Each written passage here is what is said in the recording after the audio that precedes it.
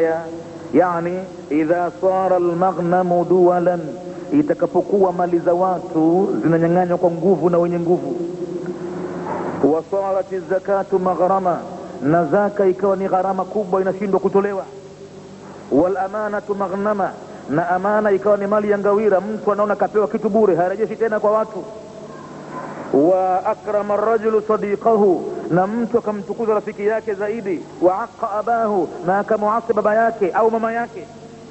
Walabisa an-nasu al-harira, na watu wanaume wakavaa mavazi ya hariri. Watakhadhu al-qainat, na wakachukua waimbaji wanawake. Walmaazifa, na vyombo vya muzika. Wa ukrima ar-rajulu, na akatukuzwa mtu na kuheshimiwa mtu. Makhafata sharrihi, kwa sababu ya kuogopewa shari yake. Walaana, na wakathubutu kulani akhiru hadhihi al-umma, watu waliokuja mwisho wa umma huu wakathubutu kuwalani awwalaha, wa mwanzo wake. Mtume anasema falyartaqibu, na wasubiri ar-riha al-hamraa, na upepo mwekundu. Falyartaqibu ar-riha al-hamraa, watu wakifanya haya wajitayarishe, wangojee tu wakati wote ule upepo mwekundu utawavumia. Ataduruna, je, mnaelewa ndugu waislamu, marrihul hamra ni kitu gani hicho upepo mwekundu? Upepo mwekundu, kwanza kwenye kitabu cha Mungu inapokuja tamko la rih kwa mufrad, basi inakuwa na maana adhabu. Ama inapokuja kwa jamu ar-riyah, inakuja na maana ya rehma, khairi. Kwa mfano, wa arsalna ar-riyaha lawaqiha, na tukapeleka sisi pepo zenye kupandisha miti maua yake. Hapa riyaha ina maana ni khairi, lakini rihun fiha adhabun alim, ikija kwa mufrad rihun ni upepo, fiha adhabun alim, ndani yake mna adhabu kubwa. Tudammiru kulla shay'in bi amri rabbiha, unaangamiza kila kitu kwa amri ya bwana wake. Fa asbahu la yura illa masakinuhum, ikawa hawaonekani watu kwenda na kurudi isipokuwa magofu yao makongwe tu. Rih kwenye Qur'ani inakuwa ni adhabu, na riyah inakuwa ni khairi. Kwa hivyo mtume katamka falyartaqibu riha, na wasubiri kufikiwa na upepo. Kwanza upepo ni adhabu, halafu upepo wenyewe alhamra, wenye rangi nyekundu. Ataduruna ma arrihul hamra, je, mnaelewa ni kitu gani hicho upepo mwekundu? Innaha al-amradhu al-mu'diya, kwa hakika hayo ni maradhi yenye kuteketeza na ambayo yanaambukiza kwa kasi kubwa sana, kama vile magonjwa ya kolera, kuhara na kutapika, kama vile magonjwa ya typhoid, kama vile magonjwa ya TB na kadhalika. Hayo ni katika mambo ambayo huitwa pamoja ar-rih al-hamra, upepo mwekundu, yani maradhi al-mu'diya, yenye kumteketeza mtu mara moja ghafla, binadamu akakubadilikia. Akihara mara 2-3 tu, macho yameingia ndani, tumbo limeganda na mgongo, tayari safari kwenda zake huyo. Kama hakuwa hiwa kwa kutiwa maji mwilini, basi maji mengi yamemtoka na anakutoka binadamu. Waqad intasharat, na kwa hakika hayo yote yameenea katika ardhi. Waqad intasharat wa dhaharat, yamekwisha tapakaa sasa hivi na yamedhihiri. Amradhun ghariba, maradhi mageni ambayo lam yusma anha, hayajapatapo miaka ya nyuma kusikilikana mambo hayo.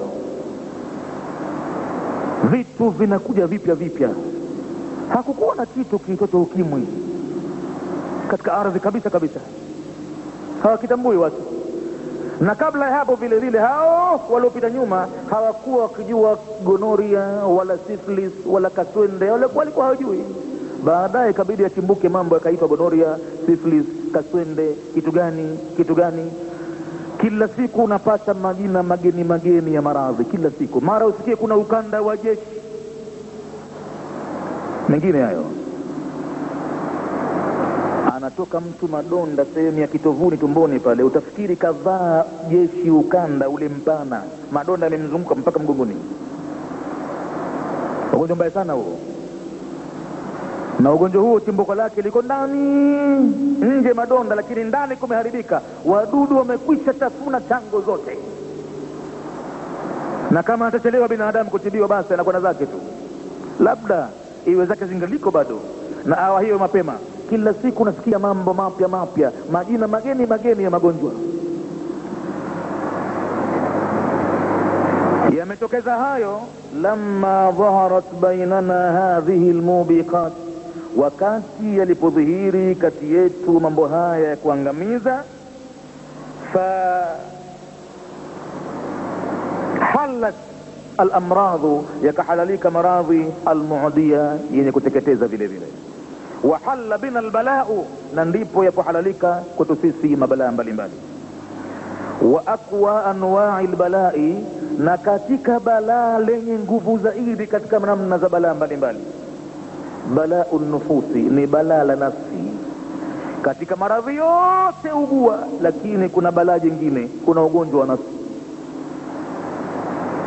Laqad asbahat an-nufusu, nafsi za waislamu zimepambaukiwa na asubuhi, shahihatun bil khairi, zimekuwa ni bakhili wa khairi, hazitaki nafsi kufanya khairi yoyote. Ama hapo ni pala pakubwa zaidi. Wabta'adat, na zikajitenga mbali nafsi an manhajillahi, kutokana na muongozo wa Mwenyezi Mungu.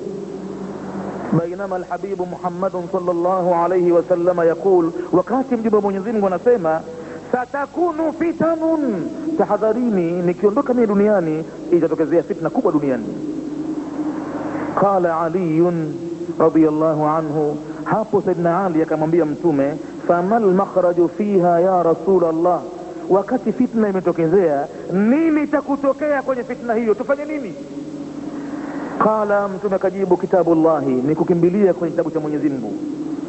Mjue kwamba sisi singetufika haya isipokuwa tumekiacha hichi. Mrejee ndani mle, mchunguze, mpite kurasa baada ya kurasa, aya baada ya aya, neno baada ya neno, harfu baada ya harfu, mpaka mtambue kwamba kosa letu liko hapa. Basi hiyo ndio dawa yake.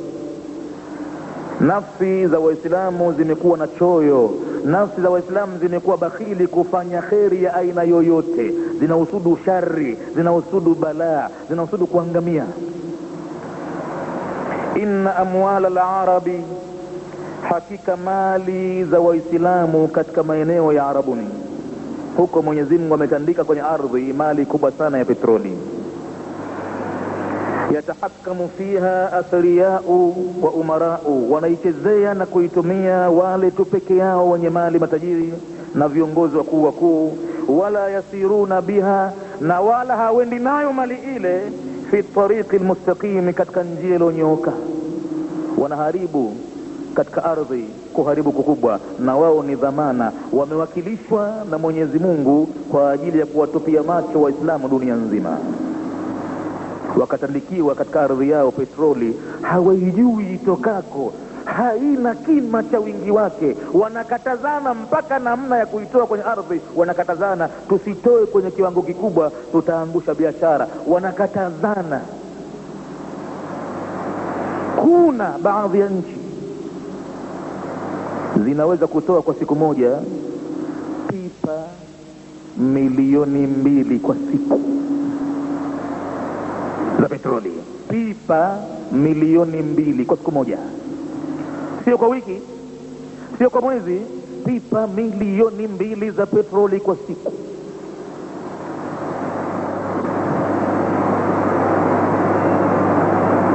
Zaka yake ni kidogo mno, ni khums, ni 1/5 ya milioni 2, basi imekwisha. Laitani ingelikuwa zaka yatolewa ya nchi moja tu, kwenye namna moja tu ya mapato, petroli tu, basi asingepatikana katika ardhi hii duniani Muislamu yote mwenye njaa, au anakwenda uchi, au hana mahari ya kuolea akitafika umri wa kuoa, au hana pa kumweka mke, isingepatikana abadan. Lakini wameharibu waislamu sana, wanafanya fujo kubwa sana, wanakwenda kabisa katika batil Sasa hivi michezo ya futboli imewachukua mpaka mashekhe wa Kiislamu Arabuni huko, ni kununua wachezaji na kustawisha vilabu. Pesa zinakwenda namna kama hiyo, na kuagizia makocha wa kufundisha mipira kutoka nchi za magharibi na mashariki, wanawalipa kwa idadi ambayo unaweza kuingia wazimu ukitajiwa. Na Waislamu katika dunia hawana hata maji ya kunywa, maji safi ya kutia tu katika kinywa chao wakamshukuru Mungu. Hawana maji ya kunywa Waislamu, cha kuvaa hawana.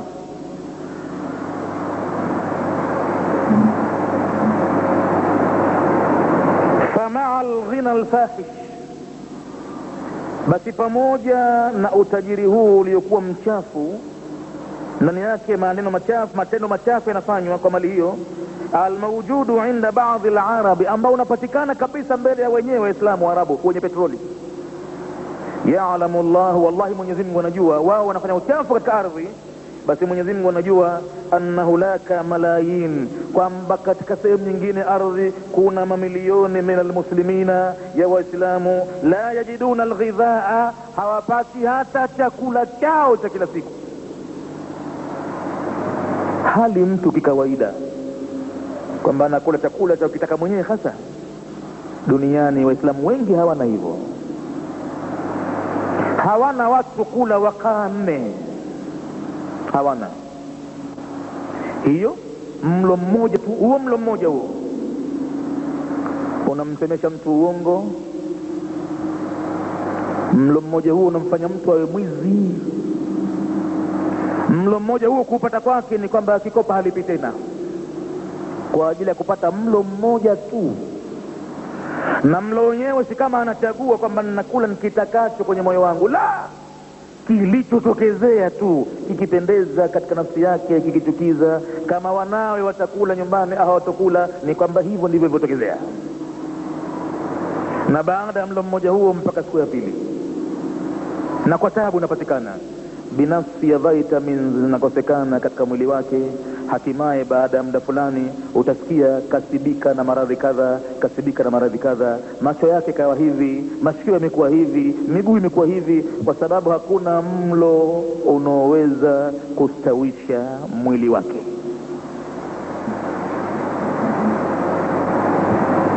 Wa idha wajadu alghidhaa, na kama watapata chakula Waislamu hawa, la yajiduna alkisaa, hawapati kivazi. Kama atamiliki mtu kula sawa sawa, basi ujue kivazi chake kinampa tabu.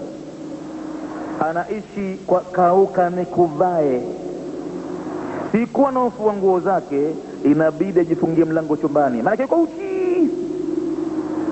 Ukimpigia hodi anazungumza na wewe kutibanje, unasemaje?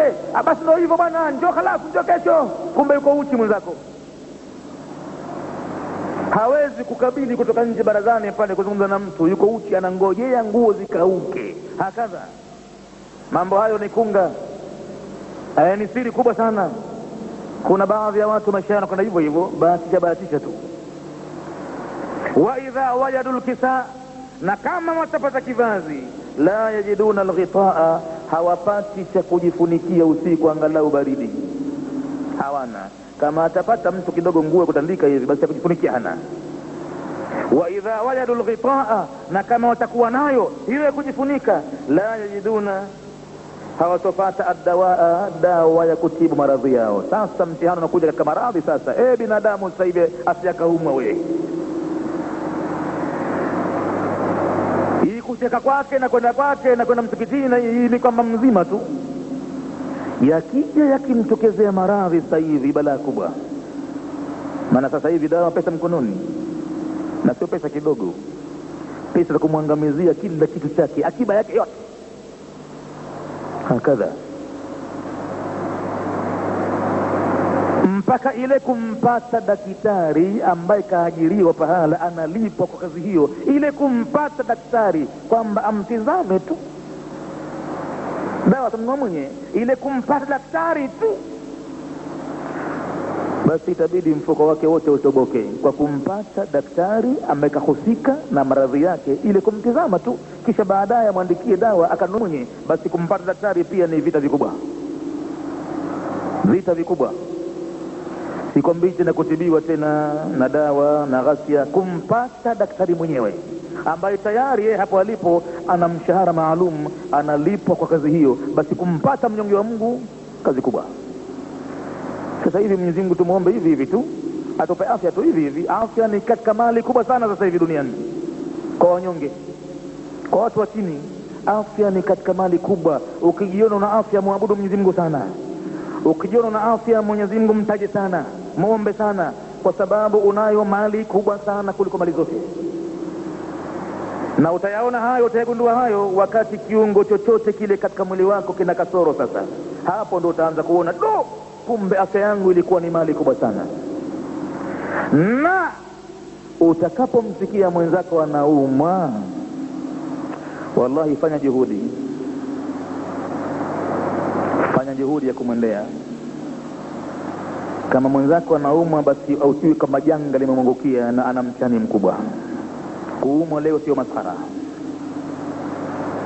tena. Wakati unamtupia jicho, shada kumtizama, kama kipo chochote tia mkono mfukoni, akhemachie. Maana mpaka ile glove ya kuvaa daktari ili kumchekia mambo yake, basi bida kainunue glove na yonobe pamba akainunue. Hata gozi ile ya kufungia kidonda akainunue mwenyewe. Mpaka sindano ya kudungwa akainunue mwenyewe, na bomba vile vile akanunue mwenyewe, kila kitu akanunue mwenyewe. Kwa hivyo ukisikia mtu anaumwa sasa hivi, basi ujue kapata mtihani mkubwa. Fanya hima ya kumpitia, kumwendea, na ukifika pale, kwa hakika kama unacho chochote, tia mkono mfukoni umwachie mgonjwa. Itakuwa umefanya moja katika ibada kubwa sana.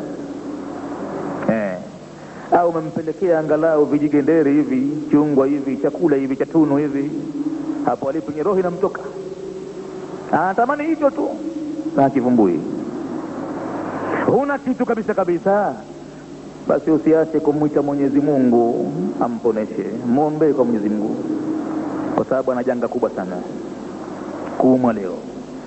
Kwa hivyo wa idha wajadu al-ghitaa, wakipata nguo za kujifunikia Waislamu hawa, wakati Waislamu wengine duniani mali wanaitumia vibaya, binafsi ya kule kuitumia, wafanyie nini hawajui, namna ya kuifanyia hawajui. La yajiduna dawa, hawapati dawa. Ma hadha, haya ndo mambo gani tena? Au ndo tuseme hal wasalna ila almarhala, au ndo tumeshafika kwenye ile point, tushafika kwenye kile kituo allati qala fiha Allah, kituo ambacho Mwenyezi Mungu amekitaja, au tushafika kwenye kituo hicho? Mwenyezi Mungu amesema kwenye Qur'ani, wa idha aradna an nuhlika qaryatan, sisi tutapotaka kuangamiza kijiji, ndo kituo chenyewe sasa hivyo. Au tutafika hapo sasa tayari sisi ni kuangamizwa. Maana Mwenyezi Mungu amesema wa idha aradna an nuhlika qaryatan, wakati ukifika sisi tukitaka kuangamiza kijiji chochote kile, amarna mutrafiha, huwa amrisha wale waliostareheshwa, huamrisha sisi kwamba waache kufanya fujo, waache kutumia mali ovyo, huamrisha watazame wanyonge tukitaka kuamrisha kijiji. Lakini waliostareheshwa wanakataa amri hii, matokeo yake fafasaku fiha, wao hufanya fiski, hufanya uchafu ndani yake. Ama hapo tena fahaqa alaiha alqawlu, huthibiti juu ya kijiji hicho tamko la adhabu. Fadammarnaha tadmira, tukakiangamiza muangamizo mkubwa sana. Hicho ndio kituo ambacho Mwenyezi Mungu kwenye Qur'an amekitaja. Ukifika wakati anataka kuangamiza vijiji, basi Mwenyezi Mungu husema nao wale kwa njia yoyote ile, huwapa onyo waliostareheshwa, wenye mali huwapa onyo. Na amarnahum bimadha, hapa kwenye Qur'ani ikasema Mwenyezi Mungu amarna mutrafiha, na mbele yake kuna fafasaku fiha. Asiyejua hikma na balagha za Qur'ani zinavyokwenda, anaweza kusema kwamba Mwenyezi Mungu amewaamrisha wafanye fiski, halafu anakwenda kuangamiza. Na waangamizia nini? Na kawaamrisha yeye. Utaona kana kwamba ile Qur'ani imekuja na aya amarna mutrafiha fafasaqu fiha, tumewaamrisha waliostareheshwa basi wakatekeleza jambo tuloamrisha, yani wakafanya fujo. La, amarnahum bimadha, amarnahum biladli, tumewaamrisha wafanye uadilifu, wal ihsani, na mazuri, wa itai dhil qurba, na kuwapa msaada jamaa zao wenyewe wa karibu. La yakulanna ahadun, asije akasema yoyote, kaifa yaamuruhum, vipi Mwenyezi Mungu anawaamrisha watu, thumma yudammiruhum, kisha anawateketeza na waangamiza. Atadri ya akhi, je, unajua ndugu yangu, bima amarahumullahu, kwa jambo gani Mwenyezi Mungu amewaamrisha? Inna Allaha la ya'muru bil fahsha'i, kwanza kwenye Qur'ani Mwenyezi Mungu amejivua, haamrishi machafu, kwanza jambo hilo. Innal ayata al-karimata, hakika aya tukufu, qalat amarna mutrafiha, tumewaamrisha waliostareheshwa humo, fafasaqu fiha, basi wakafanya fiski ndani ya miji hiyo. Walam takul amarna mutrafiha an yafsuqu fiha, ama kwenye Qur'ani hapa kingetumika chombo cha ala an, bila shaka ingekuwa Mwenyezi Mungu amewaamrisha wafanye fisk. Manake an tafsiri yake inakuwa tumewaamrisha kwamba, au tumewaamrisha an, yani kutenda kitu kadha kadha. Lakini imekuja pale bilfai, fafasaku fiha. Ama ingelikuwa Qur'ani imekuja na maneno amarna mutrafiha an yafsuku fiha, basi naam, tayari ingelikuwa amri ya Mwenyezi Mungu kwamba wafanye fujo. Wa illa, na kama si hivyo, lakana al-amru huna amra al-fisqi, hapa amri ingelikuwa ni amri ya fiski moja kwa moja, kwamba amarnahum an yafsuku fiha. Wa innama qalat, lakini Mwenyezi Mungu amesema amarna mutrafiha fafasaqu fiha, yani wa bima ya'muru Allah ta'ala, Mwenyezi Mungu amrisha nini? Katika aya nyingine anasema inna Allaha ya'muru bil 'adli wal ihsani wa ita'i dhil qurba wa yanha 'anil fahsha'i wal munkari wal baghi. Mwenyezi Mungu cha kuamrisha ya'muru bil 'adli wal ihsani wa ita'i dhil qurba, wa yanha, na kukataza, anakataza 'anil fahsha'i, machafu ya zinaa na liwati na kila aina ya machafu yaliyohusu aibu za nyuchi. وينهى عن الفحشاء والمنكر والبغي, أنا أمرش متاتو نانا كتاز متاتو. إن الله يأمر بالعدل والإحسان وإيتاء ذي القربى, متاتو أنا أمرش كوني آية هيرو. وينهى نانا كتاز متاتو فيلي بالفحشاء والمنكر والبغي. هايا يعيذكم أنا كونيني لعلكم تذكرون إلي مفتكونيك.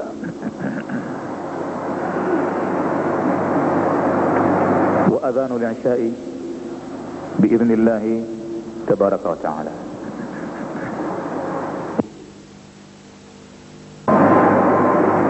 Baada ya kumaliza maudhui hii ambayo imekuja katika wakati baada ya kumaliza watu siku za musimu wa kuchuma amal katika mwezi wa Ramadhani,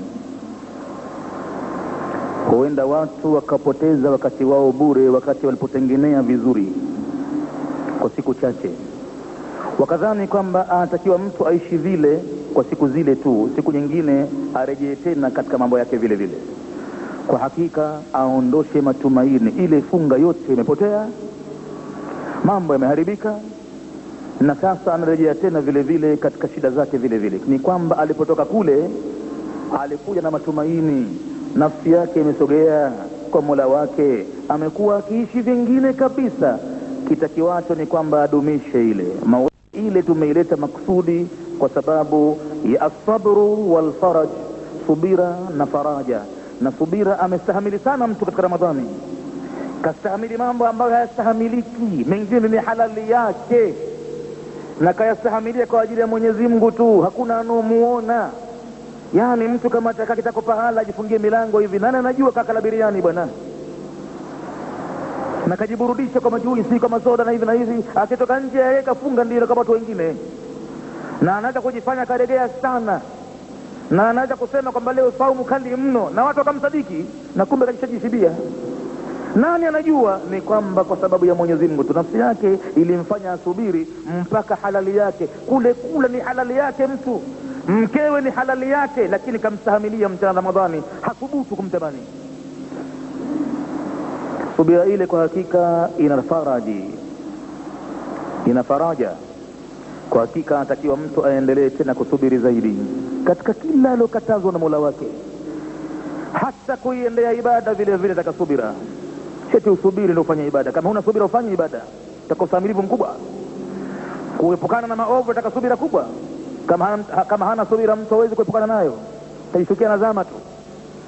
Kwa hivyo baada ya kumaliza maudhui hii, sasa tutakuwa tunaendelea na mfululizo wa darsa kuhusiana na mambo ya hija.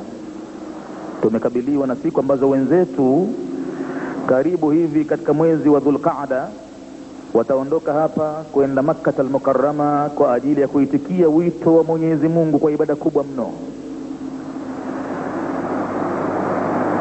Tegemeo letu ni kwamba hawa wanapokwenda mahala kama mle, wanakwenda kuitafutia mpaka baraka nchi yao. Na kila mahujaji ikiondoka wengi ndiyo tegemeo kubwa zaidi, bali hata wachache. Si hoja wingi, hoja watakwenda kufanya nini kule. Wanaweza kuondoka wengi kwa maelfu na kule wakenda hawana lolote la ujambo, na atashuhudia hayo, mtu atayaona mwenyewe kama mahujaji wengi hawana la ujambo walifanya, isipokuwa kuudhi watu wengine, kuadhibu watu wengine, kuwatesa watu wengine. Hawana wakipatacho ila madhambi tu. Na kuna baadhi ya nchi zinapeleka mahujaji wengi sana, lakini matokeo yake watu na wingi wao hauna maana yote. Wingi wao ni kwenda kuudhi watu tu. Na wanaweza kwenda watu wachache sana, lakini wakawa wanafanya jambo lenye maana, wanaijua hija ni kitu gani, na wakarejea kwamba wamenona thawabu, na nchi zao huingia baraka nyingi sana watu wale kila wanapokwenda kufanya ibada hii. Ili zipatikane basi kwa ukamilifu baraka hizi na khairi hizi, itabidi kufufuliwa sana na kutengenezwa sana na kuandaliwa mahujaji kwa ajili hii. Tumekuwa kwa kawaida katika miezi karibuni hivi, katika miaka karibuni hivi, kwamba kila unapomalizika mfungo wa Ramadhani huwa tunakuja na darasa maalum kuhusiana na mambo ya hija, ili nyoyo zetu ziwe zimekomaa, masikio yetu yawe yamelemaa kusikia maneno hayo na matendo hayo. Na ibada ambayo unaifanya mara moja katika umri wako inakuwa ni ngumu sana kukumbuka mambo. Hiyo sala inaosaliwa kutoa mara 5, na matokeo yake hutokezea mambo ya kusahau ndani yake.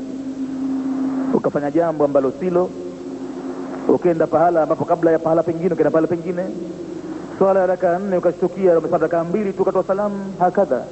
Sijida baada ya 2 ukatoa 1 tu, na hali ya kuwa ibada unaifanya kila siku kutoa mara 5, na pia inakutetemesha. Baadhi ya wakati unaikosea.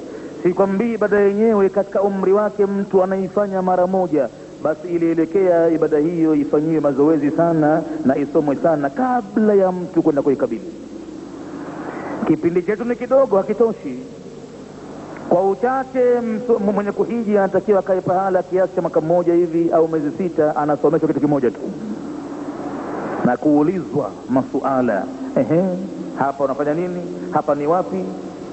Hapa unasema nini? Kwa hakika ni jambo muhimu sana kuwatayarisha mahujaji, na kule wanahimizwa watu na nchi zao kwamba wasomesheni jamani watu wenu, wakija huku wasije wakawa ni shari kwa watu wengine. Wengi wanakuja huku ni shari kwa watu wengine. Inawapata kazi kubwa watu wa Saudia kule, kulinda jamii, kuwahifadhi watu wasife ovyo, kuwahifadhi watu wasiumizane, kwa sababu ya kwamba wanakwenda watu hawafahamu kitu gani ibada ya hija. Kazi kubwa sana inawafika. Basi sasa darasa zetu zitakwenda katika mfululizo wa ibada za hija mpaka watakapoondoka mahujaji. Siku zote 4 za Kikwajuni hapa darasa za hija tu, na raha leo vile vile siku 2, Jumamosi na Jumatatu, darasa kwa sasa ni hija tu peke yake. Wameniomba mahujaji wanawake hata kule vile vile nitumie hizo tu, na kitabu kiongozi kitakachotuongoza ni fiqh sunna. Raha leo nitauanza mlango wa hija mwanzo kabisa, pale ilipoanzia hija. Hapa nimeanza kiasi miaka 2 nyuma, kwa hiyo fiqh sunna inaendelea bado. Katika fikra sunna hapa tutaanza na mambo yanayohusu maudhui ya haram ya Makka na Madina. Maeneo ya haram ni yapi, mpaka wake ni upi? Lakini hapa insha Allah taala tutapokuja kuanza mlango wa hija huo, kabla yake kwanza tutaanza na introduction maalum, utangulizi maalum. Utangulizi huu ni kivutio maalum cha kumfanya hata yule ambaye haendi kuhiji mwaka huu, itamfanya lazima atake kusikiliza kwa hamu kubwa sana jambo hilo au mambo hayo, kwa sababu tutataja hijjatul wadai kwa ufupi, namna gani mtume amehiji hija yake hiyo ya kuaga hiyo. Tutaizungumza kwa ufupi sana, lakini ndani yake mna material nyingi mno zenye thamani kubwa sana kwa mwenye kuhiji safari hii, na hata ambaye aliwahi kuhiji atajikuta pengine amehiji hija batil, amekosea, ameharibu, na atatafuna vidole sana, na ataweka azma kwamba lazima Mwenyezi Mungu akimpa nafasi atakwenda tena, kwa sababu hakupata kitu, amekosea, ameharibu, sivyo kabisa alivyofanya. Na akilijua hilo Muislamu aweke azma tu kwamba inshallah Mwenyezi Mungu akimpa tena nafasi, akimpa uwezo, nitakwenda tena, kwa sababu sikuhiji vizuri, nimeharibu. Shati ahadi ya mtume alhajjul mabruru, lazima iwe hija yenyewe ni njema, lazima iwe hija ni ndio. Walhajjul mabruru laysa lahu jazaa'un duna aljanna, haina malipo mengine isipokuwa pepo, lakini iwe mabrur. Hakuna pahala imeharibika, hakuna pahala imeingia dosari, lazima iwe mabrur. Hakuna kilipo kingine ila pepo tu. Na mwenye kufanya hija al-mabruru, bila shaka mtume ameahidi kwamba hurejea nyumbani kwake kama aliyezaliwa na mamake, hana toa lolote lililobaki, hana dhambi hata moja, hurejea mweupe, labda aanze tena upya kujichafua. Basi tutaanza inshallah Jumanne na introduction maalum kuhusu maudhui hijjatul wadai, hija ya mtume, namna gani katoka mtume na maswahaba, kafanya nini na nini. Kwa ufupi tu tutaifanya, halafu baadaye tutaanza kuingia kwenye fiqh sunna na kuizungumza ibada ya hija yenyewe. Wallahu a'lam, na Mwenyezi Mungu ndiye ajuaye. Kwa hivyo darasa za kesho Jumamosi, darasa la raha leo, na raha leo kwa wenye vitabu vya fiqh sunna tutauanza mlango wa hija mwanzo kabisa katika kitabu cha fiqh sunna. Alhamdulillahi rabbil alamin, wassalatu wassalamu ala rasulillahi Muhammadin sallallahu alayhi wa sallam. ربنا تقبل منا إنك أنت السميع العليم وتب علينا إنك أنت التواب الرحيم. ربنا آتنا في الدنيا حسنة وفي الآخرة حسنة وقنا عذاب النار. اللهم فقهنا في الدين وعلمنا التأويل والتفاسير وارزقنا اتباعه. اللهم زينا بزينة القرآن وارزقنا تلاوته آناء الليل وأطراف النهار على النحو الذي يرضيك، واجعله حجة لنا لا حجة علينا يا رب العالمين. اللهم أكرمنا ولا تهنا، وزدنا ولا تنقصنا، وانصرنا ولا تنصر علينا، وكن لنا ولا تكن علينا، وارفعنا ولا تضعنا. اللهم حبيبنا واسقنا بيده الشريفة شربة هنيئة لا نضب عنها برحمتك يا أرحم الراحمين. اللهم آت نفوسنا تقواها وزكها أنت خير من زكاها، أنت وليها ومولاها. اللهم طهر قلوبنا من النفاق، وأعمالنا من الرياء، وألسنتنا من الكذب، وأعيننا من الخيانة برحمتك يا أرحم الراحمين.